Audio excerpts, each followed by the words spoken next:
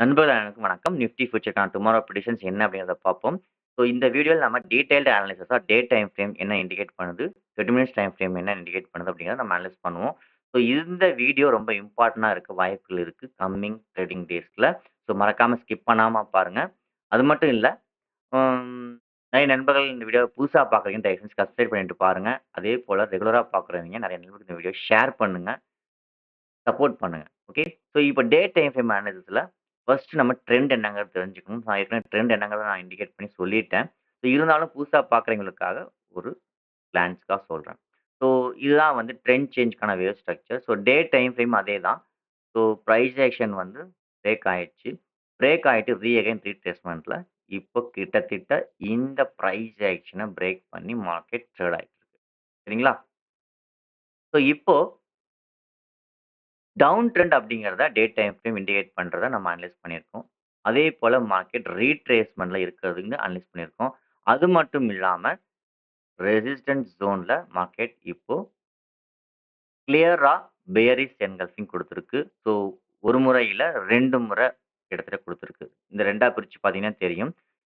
2 candle உங்களுக்கு இருக்கிறது. So இங்க ஒரு பியரிஷ் என்கல்ஃபிங் 2 டைம்ஸ் இந்த ரெசிடென்ஸ் ஏரியால 2 டைம்ஸ் நமக்கு குடுத்துருச்சு. ஆ அது மட்டும் இல்ல, இந்த பாரோட லோ பிரேக் பண்ணணும்னு நான் சொல்லியிருந்தேன். அதேபோல வந்து ஃப்ரைடே இந்த பாரோட லோ வந்து பிரேக் பண்ணவும் செஞ்சிருக்கு. ஸோ இப்போ நமக்கு மார்க்கெட் ஃபால் ஆகுமா? அல்லது பை போகறதுக்கு பாசிபிலிட்டிஸ் இருக்கா? அப்படிங்கிறது நமக்கு இன்ட்ராடே டைம் ஃப்ரேம் சப்போர்ட் பண்ணுதா? இல்லையாங்கிறத பார்த்தா தான் தெரியும். ஸோ அதையும் நம்ம அனலைஸ் பண்ணுவோம். அதுக்கு முன்னாடி டே டைம் ஃப்ரேம கிளியரா செக் பண்ணிட்டு அதற்கு பிறகு போவோம். ஸோ இப்போ நமக்கு ரெசிடென்ஸ் ஏரியால பேரிஷ் என்கலப்டு குடுத்திருக்கு. அந்த லோவையும் பிரேக் பண்ணியிருக்கு. டவுன் ட்ரெண்டுங்கிறதையும் கன்ஃபார்ம் பண்ணியிருக்கும். நெக்ஸ்ட் ஒருவேளை இங்க நமக்கு செல்லிங் ஸ்டார்ட் ஆச்சு அப்படின்னா, எங்க போகறதுக்கு பாசிபிலிட்டி இருக்கு அப்படிங்கிறத நம்ம அனலைஸ் பண்ணிக்குவோம். ஸோ ரீட்ரேஸ்மென்ட் ஏரியான்னு நான் சொல்லியிருந்தேன். அந்த ரீட்ரேஸ்மென்ட் ஏரியாவ உங்களுக்கு வரைஞ்சு காமிச்சுட்டேன். So it's a retracement area trade ஆயிட்டு இருக்கிறது. செக் பண்ணீங்கன்னா தெரியும். ஃபிபனாச்சி ரீட்ரேஸ்மென்ட் ஏரியால இப்ப ட்ரேட் ஆயிட்டு இருக்கு. அது மட்டும் இல்லாம நெக்ஸ்ட்டா ஒருவேளை இங்கிருந்து மார்க்கெட் வந்து டவுன் ஆச்சு அப்படின்னா, எது வரைக்கும் போகலாம் அப்படிங்கிறது தேவை. அதையும் நம்ம செக் பண்ணி பார்த்துருவோம். ஸோ அது வந்து பார்த்தீங்கன்னா, கிட்டத்தட்ட 21,090 கிட்டத்தட்ட 21,090 21,100ன்னு வச்சுக்கோங்க. 21,100 வரைக்கும் மார்க்கெட் வரதுக்கு சான்சஸ் இருக்கு. இந்த இடத்துல நம்ம எதிர்பார்த்த மாதிரி selling structure intraday time frame குடுத்திருந்தது அப்படின்னா, கன்டின்யூ ஃபால் அப் டூ 21,100 வரைக்கும் வரதுக்கு சான்சஸ் இருக்கிறதா வந்து நமக்கு இப்ப டே டைம் ஃப்ரேம் அனாலிசிஸ்ல வந்து இண்டிகேட் பண்ணுது. ஸோ இப்ப நெக்ஸ்ட் பார்த்தீங்கன்னா 30 minutes time frame, intraday time frame check பண்ணுவோம். ஸோ இது ரொம்ப இம்பார்ட்டன்ட். இப்ப நமக்கு இன்ட்ராடே டைம் ஃப்ரேம் என்ன ஷோ பண்ணுங்கிறத நம்ம செக் பண்ணுவோம். So it's a clearly trend வந்து இப்போ ரைசிங் வெட்ஜ்ல இருந்து பிரேக் அவுட் ஆயிட்டு, ரீட்ரேஸ்மென்ட்டும் பண்ணி ரெடியா இருக்கு மார்க்கெட். அது மட்டும் இல்லாம, ரொம்ப நாளா ஒரு சப்போர்ட் ரேஞ்ச வந்து தொட்டுட்டு ட்ரேட் ஆயிட்டே இருந்தது. இப்ப அந்த ரேஞ்சுக்கு கீழயும் இப்ப மார்க்கெட் வந்து வந்திருக்கு.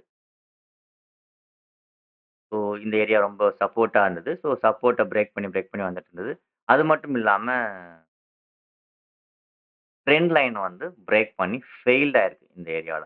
செக் பண்ணீங்கன்னா தெரியும். ஸோ இங்க வேவ் ஃபார்மேஷன் எப்படி இருக்கு என்னங்கிறத நான் செக் பண்ணி சொல்றேன். பார்த்துக்கோங்க. ஸோ இப்போ மார்க்கெட் வந்து கிளியர்லி அ டவுன் ட்ரெண்டுக்கு 30 மினிட்ஸ் டைம் ஃப்ரேம் சப்போர்ட் பண்ணிட்டு தான் இருக்கு. அது எப்படிங்கிறத பார்ப்போம். ஸோ ஒரு ட்ரெண்ட் லைன்ல மார்க்கெட் பிரேக் பண்ணுச்சு. பிரேக் பண்ணிட்டு பிரைஸ் ஆக்ஷன் பார்த்தீங்கன்னா, பை சைடு பிரேக் அவுட் பண்ணியிருக்கு. பட் ஃபெயில்ட் ஆயிடுச்சு.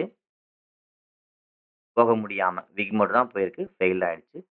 Again price action low break பண்ண வந்தது. அதாவது இந்த பிரைஸ் ஆக்ஷன் லோ பிரேக் பண்ண முயற்சி பண்ணுச்சு. பண்ண முடியாம அகைன் புல் பேக் போயிட்டு மார்க்கெட் பிரைஸ் ஆக்ஷன் அகைன் வந்துட்டு, அகைன் ஹைய பிரேக் பண்ணியிருக்கு. லைட்டா சம் டிஃபரன்ஸ் பிரேக் பண்ணியிருக்கு. பட் ஸ்ட்ராங்கா பிரேக் பண்ண முடியல. ட்ரெண்ட் வந்து சேஞ்ச் ஆயிட்டு, அகைன் புல் பேக் ஆயிட்டு டவுன் ஆயிருக்கு. ஸோ இங்க இந்த இடத்துல வேவ் ஸ்ட்ரக்சர் இப்படி தான் இருக்கு. ஸோ இங்க நம்ம என்ன பண்ணலாம்? என்ன நடந்திருக்குங்கிறத கிளியரா பார்ப்போம். ஸோ இந்த சப்போர்ட் இந்த சப்போர்ட் இன்னொன்னு இந்த ட்ரெண்ட் லைன். இதுல தான் வந்து மார்க்கெட் வந்து ரொம்ப இம்பார்ட்டன்ட்டா இருக்கு. அது மட்டும் இல்ல 2 ட்ரெண்ட் லைன்லயும் பிரேக் ஆயிடுச்சு.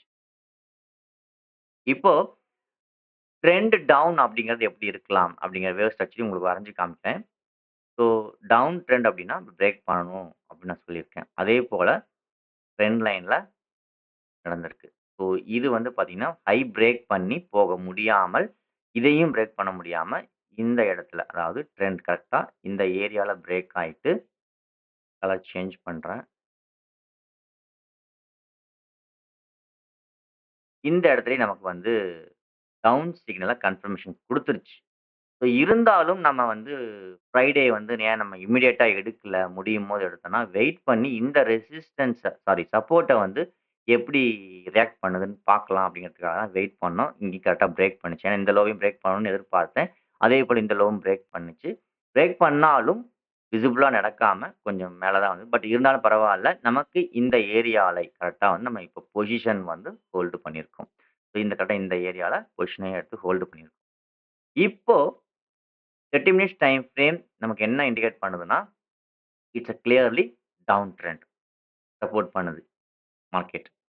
இப்போ இந்த டவுன் ட்ரெண்ட் நாளைக்கு ஒருவேளை இந்த லோக்கு கீழ பிரேக் பண்ணி ட்ரேட் ஆயிடுச்சு. அதாவது ஃபர்ஸ்ட் மினிட்ஸ் கேண்டிலே பிரேக் ஆச்சுன்னா இன்னும் நல்லது. நல்ல ஒரு பியரிஷ் மூவ் குடுக்க சான்ஸ் நெறையா இருக்கு. ஒருவேளை ஓப்பன் கேண்டில் பிரேக் அவுட் நடக்காம, இன் பிட்வீன்ல ஓப்பன் ஆகி வந்து ட்ரேட் ஆச்சுன்னா, கொஞ்சம் சாப்பி மார்க்கெட்டா இருந்து பிரேக் அவுட் நடக்கலாம். கொஞ்சம் ஸ்ட்ரகிள் ஆயிட்டு வந்து பிரேக் அவுட் நடக்கலாம். அல்லது இந்த ஹைய பிரேக் பண்ணி ஃபெயில்ட் ஆயிட்டு கூட ரீ அகைன் வந்து பிரேக் அவுட் நடக்கலாம். பார்ப்போம். இப்ப 30 மினிட்ஸ் டைம் ஃப்ரேம் பொறுத்தவரைக்கும், டே டைம் ஃப்ரேம்க்கு மேட்ச் ஆயி சிங்க்ரனைஸ் ஆயிட்டு 2மே டவுன் ட்ரெண்ட் ஸ்ட்ரக்சர குடுத்துருக்கு. ஸோ இப்ப என்ன பண்ணலாம்? எப்படி ஓப்பன் ஆக சான்சஸ் இருக்கு? நெக்ஸ்ட் வியூவ பார்ப்போம்.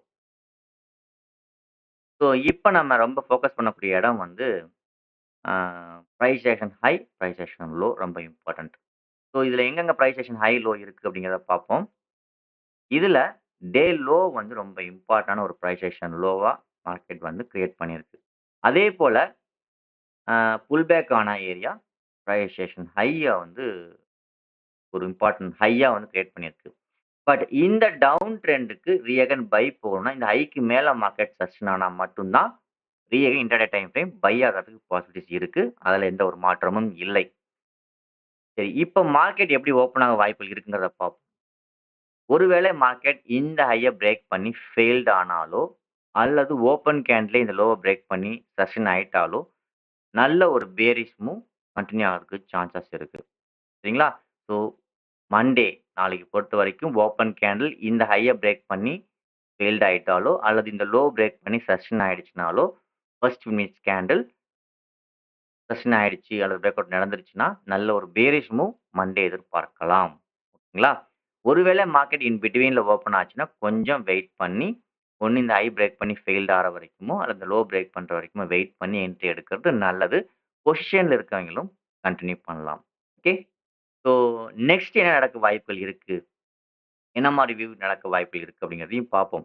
ஒருவேளை மார்க்கெட் இந்த ஹைக்கு மேல பிரேக் அவுட் ஆகி சஸ்டெயின் ஆயிடுச்சுன்னா, பயப்பட வேண்டிய அவசியம் இல்ல. மேக்ஸிமம் வந்து ஃபெயில்ட் ஆக தான் பாசிபிலிட்டிஸ் அதிகமா இருக்கு. இந்த ஐஏ போகறதுக்கு சான்ஸ் இருக்கான்னு தெரியல. பட் இருந்தாலும், ஒருவேளை இந்த ஐஏ பிரேக் பண்ணா ஃபெயில்ட் ஆக தான் நெறைய சான்ஸ் இருக்கு. ஒருவேளை ஃபெயில்ட் ஆகல, சஸ்டெயின் ஆயிடுச்சுன்னா, எக்ஸிட் பண்ணிட்டு அகைன் இந்த லெவலுக்கு மேல மார்க்கெட் வந்து பிரேக் அவுட் நடந்தா மட்டும் கால் ஆப்ஷன் சைட்ல ஃபோக்கஸ் பண்ணலாம். அப் டூ 24,000 வரைக்கும். அப்படி இல்லாம, ஒருவேளை மார்க்கெட் இந்த ஹை பிரேக் பண்ணி ஃபெயில்ட் ஆயிட்டாலோ, இந்த லோ பிரேக் பண்ணி சஸ்டெயின் ஆயிடுச்சு அப்படின்னா, நெக்ஸ்ட் லெவலா பார்த்தீங்கன்னா, 23,250 23,250 வரைக்கும் ஃபர்ஸ்ட் லெவலாவும், நெக்ஸ்ட் பார்த்தீங்கன்னா, 21,100 வரைக்கும் நம்ம பொசிஷன்லா கொண்டு போகலாம். ஸோ இதுதான் long term analysis. Long term அனாலிசிஸும், ஸோ நாளைக்கான ஓப்பன் கேண்டில் ஃபார்மேஷன் எப்படி இருக்கலாங்கிறதையும் வச்சு பார்த்துருக்கோம். ஸோ பார்ப்போம். நாளைக்கு மார்க்கெட் ஓப்பன் ஹை பிரேக் பண்ணி ஃபெயில் ஆகுதா? அல்லது லோ பிரேக் பண்ணி சஸ்டெயின் ஆகுதா? அல்லது இன் பிட்வீன்ல ஓப்பன் பண்ணி ஒரு சாப்பி மார்க்கெட்ட குடுத்துட்டு பிரேக் ஆகுதா? அப்படிங்கிறத. சரி பார்ப்போம். ஸோ தேங்க் யூ ஃபார் வாட்சிங். இந்த வீடியோ பிடிச்சிருந்தா மறக்காம லைக்ஸ் அண்ட் கமெண்ட்ஸ் பண்ணுங்க. அதேபோல நெறைய நண்பர்களுக்கு இந்த வீடியோவ ஷேர் பண்ணுங்க. பார்ப்போம். நெக்ஸ்ட் வீக் நல்ல ஒரு பியரிஷ் மூவ் குடுக்க பாசிபிலிட்டிஸ் இருக்கா? இல்லையா?